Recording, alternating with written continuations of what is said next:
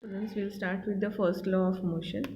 Now, Galileo was a scientist who deduced the objects move with a constant speed when there is no force acting on them. For that, he did certain experiments.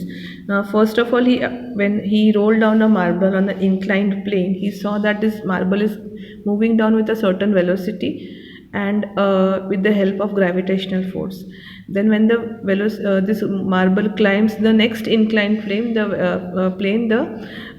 velocity of this marble decreases. Okay, that is what he observed. Okay, it decreases when it climbs up, as shown in figure 9.5b. Okay, now for further proving this, he took a frictionless plane which is inclined on both the sides. So you can see here, this is the first plane, this is the second plane, and both these planes are frictionless.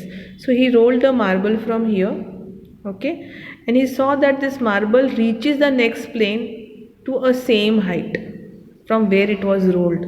Okay, now this is the angle of inclination. Now if you see the angle of inclination of this plane and of this plane, it is same. Okay, then he took another plane and he reduced the angle of inclination. Can you see this one?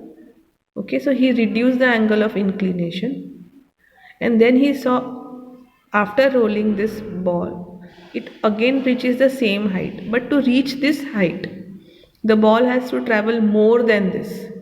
Then he further reduced the plane of inclination, this one. That also he observed that then the ball is rolling till here, till the same height.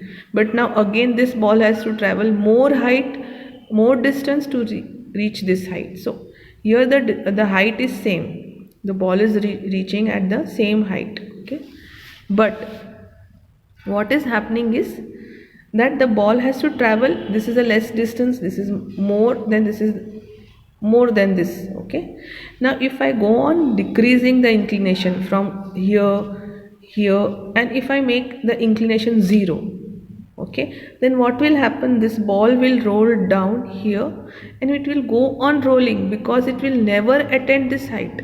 Until it does not attain this height, it is going to go on rolling continuously if this surface is frictionless. That is what he wanted to say, that the object move with a constant speed when there is no force acting on them.